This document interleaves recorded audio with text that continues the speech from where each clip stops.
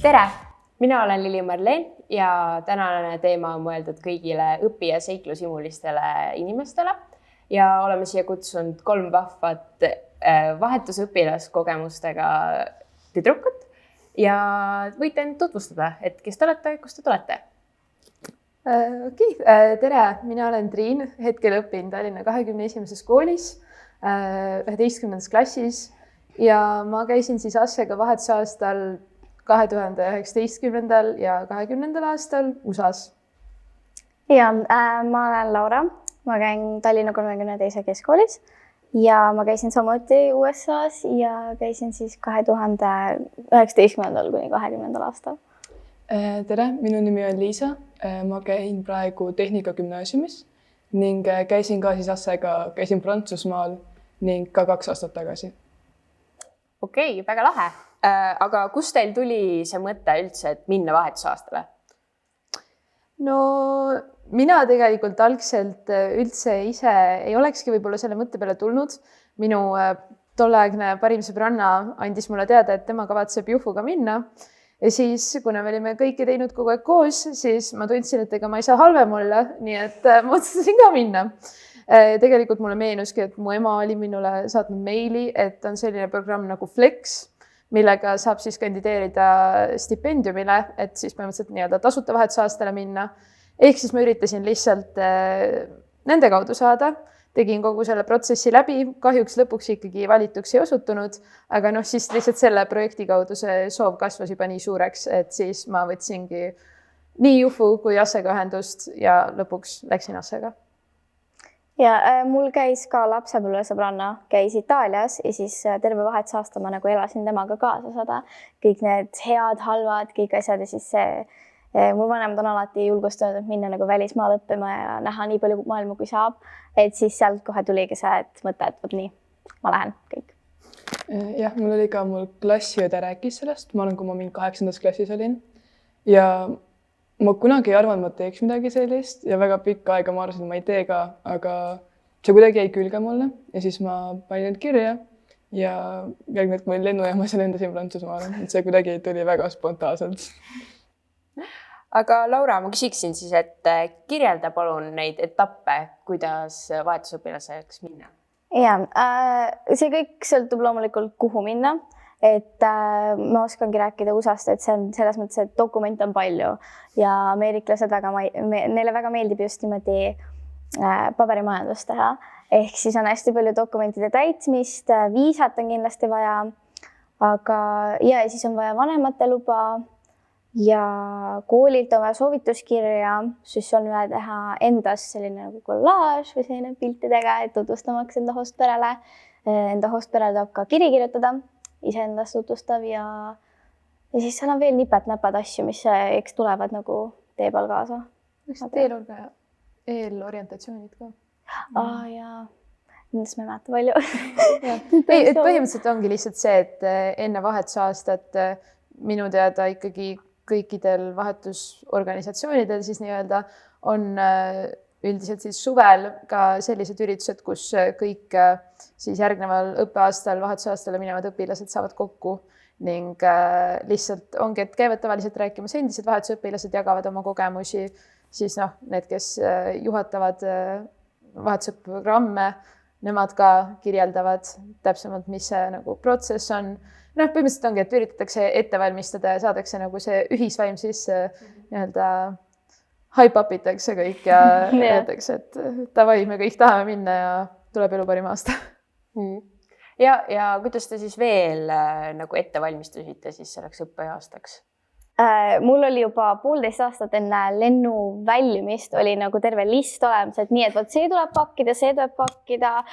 Kindlasti ei tohi oma kaisukaru unustada, eks ole. Et ma olin hästi valmistunud, mul oli tohutult palju liste tehtud, kõik jumala eest, et nagu jääks ikkagi meelde.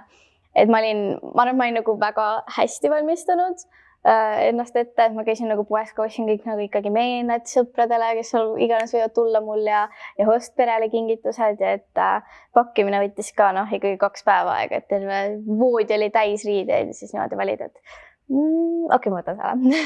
Kas lõpuks midagi maha ka jäi või? Suht palju jäi maha ja siis ma jõudsin sinna nagu terve selle pagasiga ja sealt riideid tegelikult ma isegi nii väga ei kandnud. Et see on tõesti nagu üks asi, üks viga, mida tehakse hästi palju. Pakitakse jõledalt palju riideid kaasa, aga tegelikkuses sul stiil muutub seal. Sa kohaned seal koha peal olles ja siis sa ei kannagi kõiki neid asju. Jah, vahva. Aga Liisa, kas vahetusaastale minemisel ees oli ka sul hirme, et mis tulla võib ja? Kindlasti oli hirme. Ma ise, kõik inimesed minu ümber ei arvanud, et ma teeks seda kunagi. Ma ise ka ei arvanud, et ma teeks seda kunagi, aga ma arvan, et see oligi just see, mis mul peas midagi klikkis ära, et siis ma just pean seda tegema, et ma tahan tõestada teistele, et ma suudan teha seda, kui ma tahan seda teha. Et tegelikult oli tõesti väga hirmus, aga ma kuidagi blokeerisin selle oma ajust välja. Nii et ma arvan, et see kõige hirmsam moment oligi siis, kui ma jõudsin lennujaama ja ma sain aru, et nüüd see päriselt toimubki. Aga kui ma kohale jõudsin, siis see kuidagi kõik kadus ära ja mingid koduigatsustega midagi ei tekkinud. Ma olen esimesed paar kuud, et see kuidagi kõik läks meelest ära kohe, need hirmud. Aga kas teil oli ka mingid suuri ootusi selle ees või midagi sellist? Ma arvan, et mingid ootused kindlasti on sul, aga pole mõtet liiga suuri ootusid endale ette seada, sest et hiljem sa sealt pettud neis. Et kindlasti on sa, kindlasti loodad kõige paremat pere endale, kõige paremat kooli, aga ma üritasin endale kõige võimalikult vähe ootuseid seada ette, sest et ma teadsin, et kõigil on nii erinev vahetusaasta kogemus ja sa kindlasti ei saa seda, mida sa 100% tahad. Ja USA-ga ongi see, et äkki ma saan Los Angelesse, äkki ma saan New Yorki. See on väga ebarealistlik. Ma loodan, et enamik inimesi, kes lähevad USA-sse vahetusaastale, päriselt ei mõtle seda. Ja just, et sa tegelikult ei lähe sinna selle linna jaoks. Kui sa läheksid linna jaoks, sa saad alati minna lihtsalt turistiks. Minna vaatama neid vaatamisväärsus, aga tegelikult sa lähed ju sinna kultuuri, seda kogema, seda elu, seda pere, kooli, kõike, et jah. Pigem lihtsalt aktsepteerida, et tuleb, mis tuleb. Ja kus te umbes siis Ameerikas olite? Mina olin Pennsylvanias, see on USA siis idakaldal. Ja jah, ma ei tea, ega see Edinburgh linn otseselt ilmselt ei ütle kellelegi mitte midagi. Mina ei olnud ka kunagi varem kuulnud. Jah, põhimõtteliselt saab guugeldada, aga siis ka tuleb üks väga kahtlane Wikipedia lehekülg. Nii et ega ka sealt ei saa väga palju informatsiooni, aga see oligi lihtsalt selline hästi väike linnakene. Ma ei tea, mingi 4000 elanikku äkki, et tõesti tibadillukene. Et mina olin hästi sellises klassikalises kohas, mis võib-olla, kui keegi mõtleb mingitele countrylauludele, ongi, et Ameerika siuke maakoht, et siis oligi, et iga hommik ikka sõidad sa, siis traktorid sõidavad mööda ja kõikid on kastiga autod ja siis lähed seal nendest maisipõldudest mööda, et sellises kolkas olin. Ja mul oli täitsa seal maisipõldude keskel niimoodi Iowa, Marshalltown, et ja kindlasti seda kantrit oli seal väga tunda. Aga mul oli ja oi populaarsus. Wow, väga populaarne need. Ja mul oli mingi 26 000 või 28 000 elanikku seal linnas, aga mul oli selline täitsa decent, selline okei. Ei olnud väga väike, ei olnud väga suur, aga täpselt selline parajas. Ja kus sa olid? Ma olin Prantsusmaal üldse, aga oliks, et 4 inimest läksid kokku Prantsusmaale vahetusaastale, siis samal aastal, kui mina läksin. Ja 3 inimest said Pariisi ümbrusesse ja siis ma olin ainukene, kes siis läks lääne keskossa. Aga samas mulle täiesti sobis see, kuna ma saingi Prantsuse väikselina kogemus, et ma olen oma elus Pariisis käinud mitu korda. Aga et see ongi väikses linnas elamine on täiesti midagi muud. Et ma olin ka väikses linnas, kus oli mingi 3000 inimest äkki, aga mulle täiesti sobis see.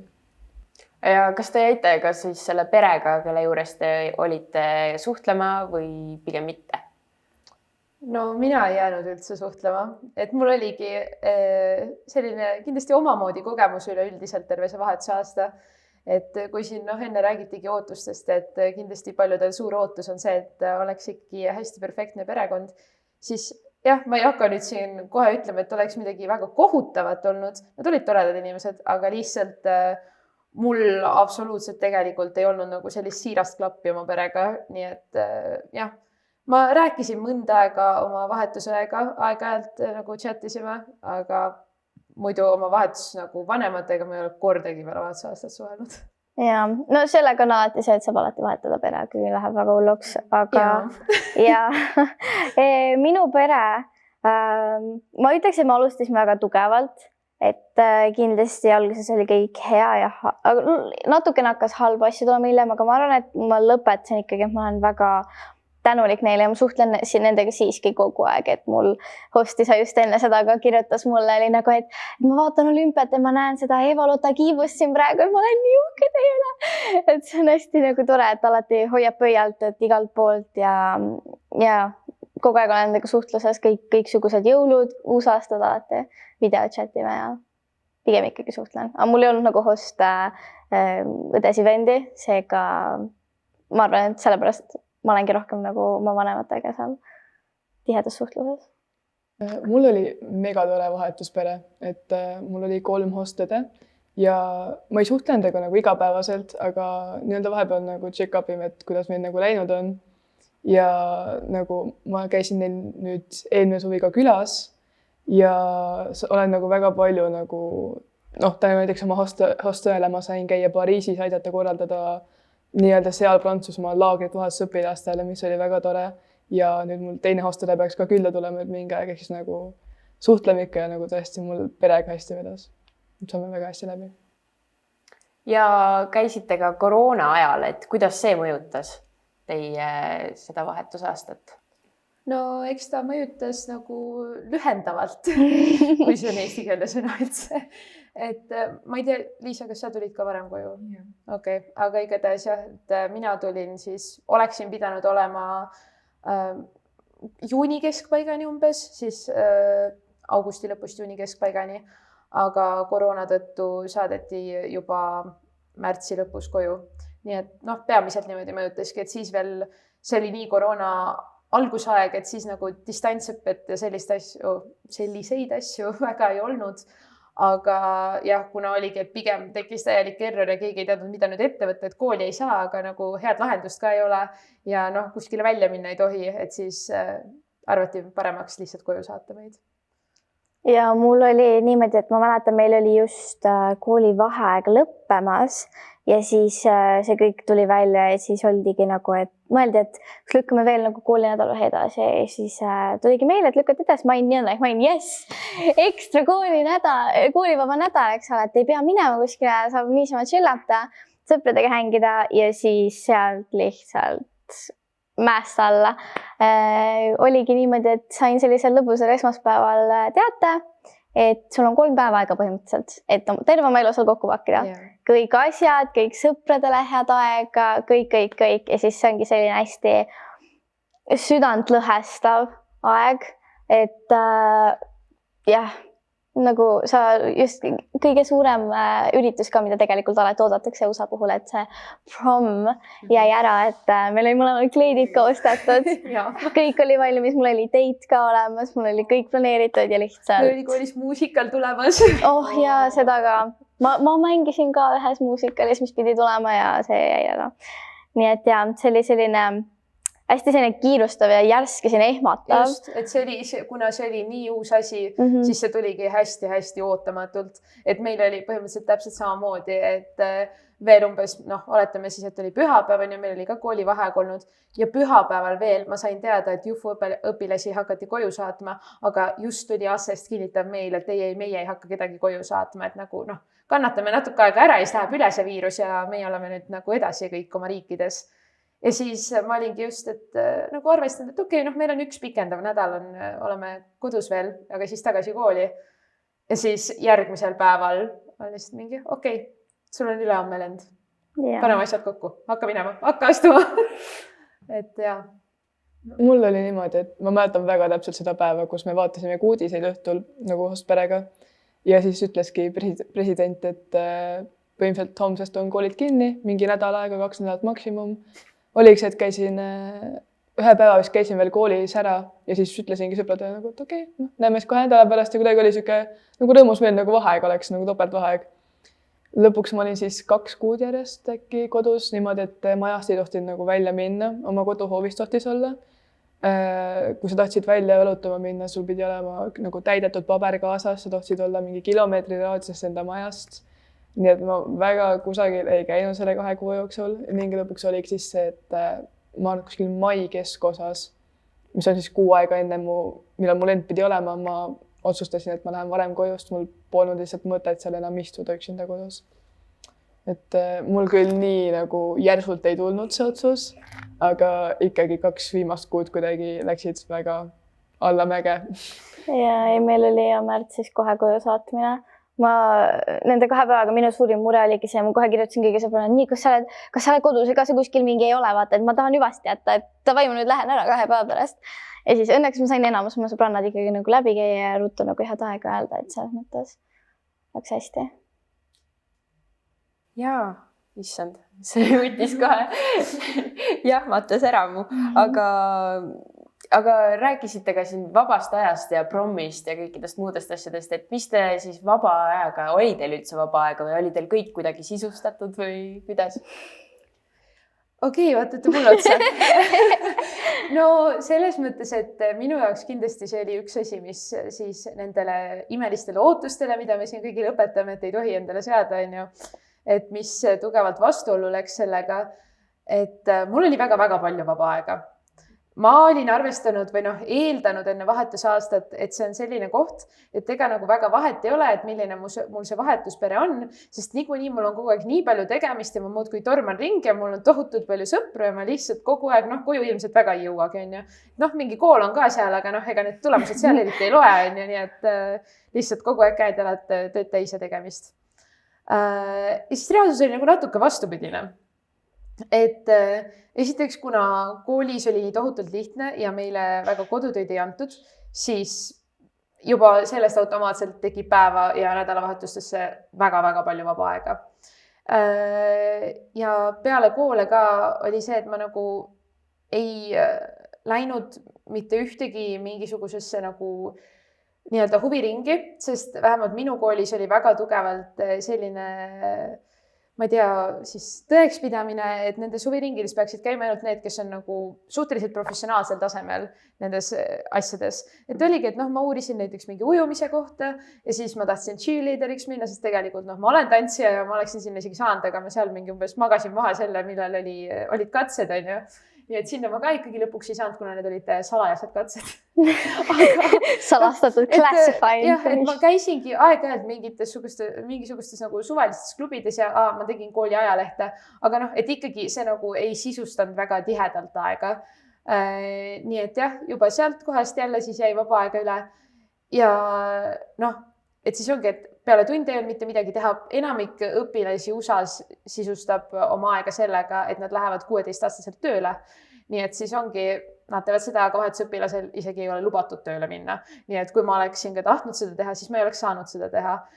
Nii et jah, vaba aega oli palju, teha väga mitte midagi ei olnud. Minu hostpere majas ei olnud ka näiteks internetti. Nii et ja selles mõttes, et õpetlik koht on ju, miks mitte ootusi seada endale, sellepärast, et ma kindlasti ei oleks osanud ette näha, et mul võib nagu kohutavalt igav hakata, aga ma arvan, et mul ei ole elus mitte kunagi varem ja ma siiralt kahtlen, et ka kunagi hiljem tuleb nii palju vaba aega. Ja lõpuks on see, et Eestis võid küll, et koormus on suur, võid mõelda, et tahaks puhata lõpuks ometi, aga tegelikult igavus on kohutavalt palju halvem, kui on see, et on stress ja raske ja palju teha. Ja tõesti, ma osalesin võrkpallis. Minul nagu õnneks koolis oli selline siia, et mul oli, eriti kui sa oled vahetusõppejana, siis koolis hädasti niimoodi, et kõik tahavad tihti teada, et kes sa oled, kus sa tuled, räägi vaata.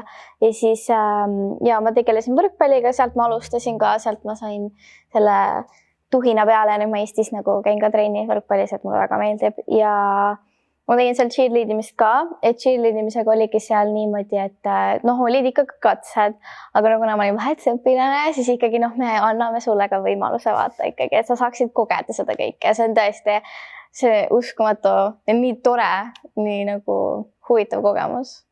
Et jah. No kuna ma olin nagu väiksemas linnas, siis seal ei olnud väga palju võimalusi nagu trennide jaoks, kuna Prantsusmaal vist ei ole see nii-öelda peale kooli trennis käimise kultuur nii suur, kui võib-olla Eestis on. aga samas see ka ei seganud mind, sest et noh, Prantsusmaal on juba tunnid kestavad, noh, koolipäev ongi umbes 5-6-ni, ehk siis sa jõuadki nagu 6-7 koju ja siis ongi, kuna noh, toidukultuur on ka neil väga suur prantslastel, sa söödki perega õhtust ja kuidagi ma ütleks, et ma nii palju tegin nagu kooliväliselt, aga samas nagu igav ka ei hakanud, et nädalavahetustel tegimegi perega mingeid omi asju ja päeva lõpus tegid noh, ka nagu Eestis ikkagi teed nagu oma asju, et see ei ole nagu nii erinev minu arust nagu elu võrreldes eluga Eestis nii-öelda. Et võib-olla see igavus ja palju vaba aega tekkiski siis, kui koroona tuli, et siis, kui ma olingi 2 kuud nagu kodus. Eks meil kõigil, kes siin Eestis istusid ka ikka. Just. Aga siin tuli vahepeal jutuks, et tase oli täiesti erinev, et kuidas siis te Eestisse tagasi tulles, et kuidas siis järgi jõudsite või kas jäite palju maha? Okei, ma siis räägin sellest teemast. Tased erinevus Ameerika Ühendriikide ja Eesti kooli vahel on tohutu. Mind pandi seal 10. klassi, ehk siis ma olin sophomore, aga ma võtsin tunde niimoodi, et mul olid 12. klassi tunnid, 11. ja 9. Nii mul olid kõik nagu segamini ja see tase oli nagu tõesti madal selles mõttes, et me õppisime ajaloos 10. klassis siis seal asju, mida ma olin juba õppinud 6. klassis. Ja matemaatikaga oli sama. Matemaatikaga ma otsustasin, ma ei hakka ennast väga piinama. Neil on seal veidralt süsteemiks jaotatud, et neil on nagu algebra ja siis neil on nagu geomeetria. Et sellised eraldi sellised sektsioonid, et ei ole niimoodi kokku lihtsalt nagu 1 aasta peale, nagu meil on. Ja siis olidki nagu enamasti, ma võtsin 9. klassi matemaatikat, ennast mitte piinata. Tuli välja, et see oli 5. klassi matemaatika meie jaoks, nii et mina lihtsalt, ma alati lahendasin need ülikiiresti ära ja neil on matemaatika natukene seal teistmoodi, nad tegid mingeid asju, siis ma rääkisin kohe oma õpetajale, et ma teen niimoodi, see on minu süsteem, ma olen nii õppinud. Ja siis ta nagu, et davai, peaasi, et vastus on sama. Et siis nagu, ja siis ta lihtsalt hindaski mind natukene teistmoodi. Aga ta nagu mõistis see süsteemi ja need ja nagu, mis see teine pool küsimusest oli? Kuidas sa Eestis järele jõudsid? Kuidas Eestis järele jõudsin? No me tulime märtsis varem tagasi. Siis ei olnud ka võimalust väga kuskile midagi teha, nii et olidki lihtsalt istusin, 5 kuud oli aega, 5 kuud nagu põhimõtteliselt vaba aega ja siis tuli kool septembris. Aga need esimesed kuu või isegi 1,5 ma lihtsalt istusin kodus, mul ei olnud mitte midagi teha ja kuna kõigil teistel olidki siis nagu kool samal ajal, ükskõik siis noh, ma olen kuulnud väga palju, et ei olnud distantsõppe nagu loenguid niimoodi, aga muidu et siis ma istusin kodus ja siis mul üks vanemad olid nagu, et aga kas ei tahaks tööle minna äkki, vaata, et siis on midagigi teha, sest mul oli ka hästi palju vaba aega ja siis seda Netflixi vampiiripäevikuid sai väga palju vaadatud. Aga samuti ma tõesti nagu tahtsin juba nagu midagi hakata tegema, et käed hakkasid sügelema, et midagi saaks korda tehtud ja siis läksin tööle ja siis suht nagu suve algusest või isegi nagu maikuust kuni täitsa augustini välja. Et siis sai nagu selle aja sisustatud.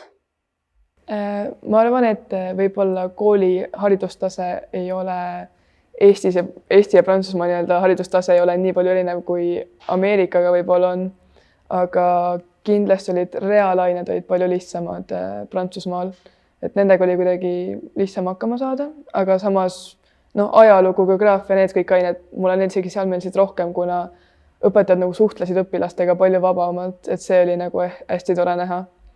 Ja see 5 kuud, mis siis nagu õppest nii-öelda mul vahel jäi nii-öelda õppeaastast, et ma arvan, et see pigem andis just nagu hoogu juurde, et siis kui ma läksin nagu 10. uude kooli, uude klassi, uued inimesed, et see kuidagi just andis nagu rohkem motivatsiooni, et ma olen nüüd nii palju puhanud ja et nüüd tahaks nagu teha midagi lõpuks.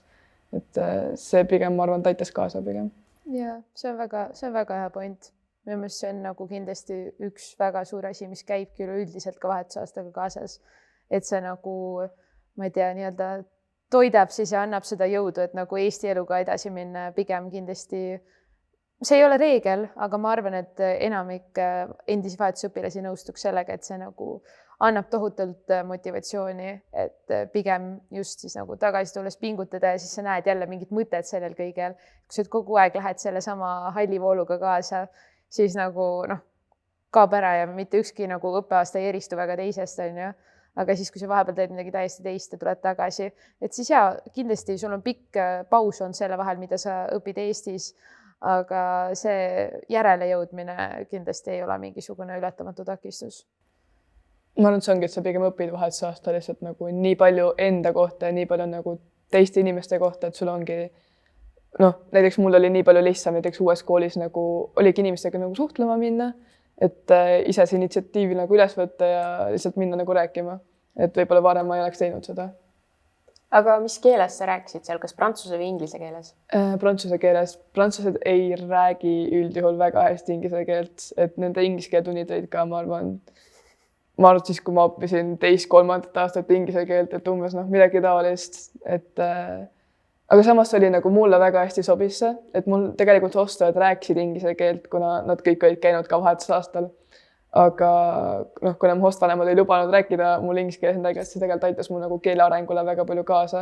Ja kuna ma olin õppinud ennem 9 aastat prantsuse keelt, siis ei olnud nagu nii hull mu jaoks, et alguses oli küll raske aru saada, aga see aitas ka mu keele arengule väga palju kaasa. Ja kuidas teil oli kohe inglise keel suus, on ju? No jah. mul oli, inglise keel oli suus, aga nagu ma ütleks, et ma hästi nagu venitasin. Mul mõte, siis läheb ikkagi aeg, et nagu mõte ümber tõlkida siis, aga reaalselt 6 aega juba ja siis see läheb niimoodi voolama, et kindlasti see keelekasutus muutus hästi palju ja ongi, et nüüd ma enam ei oska nagu kuidagi isegi võrrelda seda, kuidas ma rääkisin enne või kuidas ma räägin nüüd, aga ongi mingisugused väljendid ja asjad ja nii, et nagu nüüd ma koolis inglise keele tunnis saan neid kommentaare, et okei, räägib nagu ameeriklane, aga ma ise ei saa sellest aru, on ju. Et ongi lihtsalt mingisugused fraasid ja asjad jäävad külge ja kindlasti, et kuigi ükskõik kui palju sa oled inglise keelt rääkinud ja ma arvan, et iga õpilane Eestis praegu arvab, et ta oskab inglise keelt, siis see ikkagi päriselt minna elama sinna keskkonda ja nagu igapäevaselt suhelda selles keeles ja ainult selles keeles, et sa ei saa öelda, et mingi kuidas see nüüd eesti keeles, see sõna on ja saad küll aru, et keegi ei saa sinust aru. Et see on ikkagi teine asi ja alguses tunned küll seda kammitsust, et nagu ma tahaksin, mul oleks nii palju paremad sõnad, millega ma mõtet väljendada, aga ma ei oska seda inglise keeles öelda või mul ei tule praegu pähe see. Et kindlasti nagu nii lihtne see ei olnud, aga kindlasti sellegipoolest inglisekeelsesse riiki on tohutult palju lihtsam minna, kui minna kas siis täiesti uut keelt õppima või isegi kui oled õppinud 9 aastat, on ju siis ikkagi midagi, mida oled tohutult palju vähem praktiseerinud kui inglise keelt. Ja seal tuleb see Ameerika pane aktsent ka kaasa ja nagu just see, et kuidas see nüüd eesti keeles on, mul oli kogu aeg niimoodi hostpere, kes räägi, siis tuleb järsku lihtsalt, et aga kuidas see on ja siis sa nagu, ma vahepeal eesti keeles ütlesin ka kogemata ja siis nad olidki nagu ei mõista sind ja siis vahepeal pidigi nagu Google Translate'i välja võtma või eriti selline aine nagu government on vajalik siis 12. klassis seal USA-s, et lõpetada. Ja siis meiega pidime seda võtma kui vahetusõpilased ja siis seal tunnis oli tihtipeale see, et seal on vaata nagu seaduspärased sõnad ja siis need on vaata nagu keerulised. Ja siis ma olingi tihtipeale, et läksin kas õpetaja juurde, olin nagu, et ma ei saa sellest küsimusest aru või nagu, mis see tähendab ja siis ta lihtsalt nagu, et oota, las ma kirjutan sulle ära. Ja siis niimoodi aitas kaasa või siis ma enamustes tundides tihtipeale alguses olingi nagu Google Translate'iga, lihtsalt seepärast, et see õppetöö ikkagi inglise keeles alguses võib natukene keeruline olla, natukene üks spetsiifiline sõnavõra ikkagi. Just. Ja kui te olite ära, kas te jäite midagi siin Eestis igatsema ka või siis vastupidi, et kui te olite ära, et jäite siis seal välismaal midagi taga igatsema? No selles mõttes, et mina kindlasti vahetusaastal olles väga igatsesin oma Eesti elu. Et nagu ma juba mainisin väga emotsionaalselt, kui igav mul oli, et siis ma olen harjunud lihtsalt alati hästi aktiivne olema, kogu aeg igal pool ringi tormama, 100 asja tegema, miljoni inimesega suhtlema, et see oli nagu väga ebanaturaalne minu jaoks, et järsku mul ei olnudki mingit tohutut sõprusgruppi ümberringi ja see, et mul tekkisid mingid vabad hetked, mis see tähendab, ma arvan, et ma ei tea sellist tunnet alates sellest, kui ma esimesse klassi läksin, on ju. Et ma kindlasti nagu igatsesin seda normaalsust, nagu ma põgusalt mainisin, mul ei olnud majas internetti, et see tegelikult oli väga suur faktor ja ma väga igatsesin Wi-Fit. ja noh, eks ongi siuksed naturaalsed asjad, mida ma arvan, et eks kõik ikkagi lõpuks igatsevad oma pere, on ju, igatsevadki sõpru. Aga jah, kui ma mõtlen teistpidi, et mida ma nagu igatsen siin olles siis USA puhul. No ma kindlasti igatsen neid toredaid õpetajaid ja seda hästi-hästi teistsugust õhkkonda, mis koolis on seal. Et ongi õpetajad on nagu sõbrad rohkem, õpetajaid väga huvitab sinu heaolu ja et ongi, et kool oli kindlasti kõige toredam osa minu vahetusaastast, mida ei saaks niivõrd öelda siin Eestis selle kohta, mulle väga meeldib koolis käia. Ärge saage minust valesti aru. Mulle väga meeldib koolis käia ja nüüd mul on tore kool ka, aga lihtsalt jah, seal see suhtumine on nii teine ja see just suhe õpetajate ja õpilaste vahel. Ja ikkagi mingid sõbrad ka, kelle siis seal leiad. Aga jah, seda nagu kohta ennast ma otseselt nii väga ei igatse. Et oligi, see oli täiesti klassikaline koht, kuhu vahetusaastale minna. Selline suvaline küla, väike kolgas, aga jah, et nagu otseselt sellel ei ole mingit eraldi väärtust, et ma kindlasti tahaksin minna USA-sse, Pennsylvaniasse, Edinburgh linna uuesti. Et ma tahaksin minna USA-sse, ma tahaksin näha seal oma sõpru, aga kui võimalik, siis ma teeksin seda hea meelega mõnes muus kohas. Ja, ma isegi ei tea, mida ma nii väga igatsesin USA-s olles. Võib-olla Eesti toidukultuuri, aga muidu pere ja sõpru, ma ei tea, ma kuidagi ei suhelnud oma perega nii palju ja see ei olnud nagu mitte midagi nagu isegi halvasti. Mina ka ei suhelnud, mul ei olnud neti. Me lihtsalt unustasin ära üks. Mu pere nagu aktsepteeriski seda, et nagu nad olid pigem need, et kui ma helistan, et Žiga, miks helistad? Nagu, miks sa koha peal elu ei ela? Nad olidki nagu täiesti okei, et mul ema oli hästi aktiivne, issand, ta tegi endale Instagrami ja tegi endale Snapchati ja jumala eest, et minuga kursis olla, siis ma ütlesingi, et ma pigem nagu olen rohkem sotsiaalmeedias aktiivne ja siis ta oligi nagu, et tehtud juba, kõik nii. Jälgis mind igal pool, alati mingi repostis, mingi snappis mulle, hästi-hästi armas, et siis alati saati mu kassides ka pilti nagu, et issand, vaata, ta igatseb sind ja nagu ja, aga nagu jah, ma väga nagu pere ja sõpra niimoodi, loomulikult natukene ikka igatsed, aga niimoodi, et ma nagu tohutult oleks nüüd kurb, sellepärast mõnikord, loomulikult jõulud, detsembrikuu oli väga raske minu jaoks, selles mõttes oli tohutu koduigatsus, aga muidu ma elasingi seal koha peal, minu mõte oligi see, et ma ei hakka nagu ennast panema Eestisse, kui ma praegu nii vähe on mul aega, nagu ma naudin seda aega, mis mul siin koha peal on. Ja elan seda elu. Nii et Eesti puhul võib-olla oligi nagu ma mingi kohuke. Aga nüüd tagasi nagu ja just issand, mul sõbranna saatis mingi Snapchati filter, kes mingi hapukorbel meenib. Ma ei nagu issand, nii happy olin. Ja nüüd tagasi nagu teistpidi mõeldes, ma igatsen jõledalt USA puhul inimesi. Tõesti see avatus, see, et sa lähed poodi, sa räägid selle müüjaga, sa oled nagu, et issand, saad aru, mis mulle täna öelda koolis, sa isegi suuda uskuda. Et selline just see avatus ja see, et kõik suhtlevad kõigiga, ei ole mitte mingeid piire, ei ole niimoodi, et jumala eest ära vaata mulle otsa nagu, ma ei suuda praegu. Ja siis see koolikultuur tõesti imeline. Mulle väga meeldis. Ma arvan ka, et mul esimesed paar kuud kindlasti, ma olin nagu nii selles Prantsusmaa kultuuris ja nagu nii-öelda oma uues elus juba nii sees, et ma kuidagi ei mõelnud sellele, et ma nagu igatsen midagi. Et võib-olla esimene aeg oli see jõulude ajal, kus mul oliks, et natuke on ikka nagu raskem, et sa oled nagu teise perega, et sa pole nagu harjunud. Aga et see oleks ka nagu kiirelt mööda, et võib-olla oligi pigem see koroona aeg, kus nagu rohkem tuli nii-öelda, hakkasid nagu võib-olla oma tuba igatsema rohkem ja hakkasid mõtlema selle, kus on mingi Tallinnas mingi, nagu mõttetud väiksed asjad, mida sa nagu muidu ei mõtle, et ongi näiteks mingi õhtul mingi bussiga mingi koju sõitmine, kuulad muusikat, vaatad nagu aknast välja, kõik siuksed mingi, ongi vanalinna salutamised, et siuksed nagu väiksed asjad. Ja praegu ma arvan, et ongi kõige rohkem, mida ma igatsen, on kindlasti bagett, Prantsuse sai, nii hea hommikul süüa.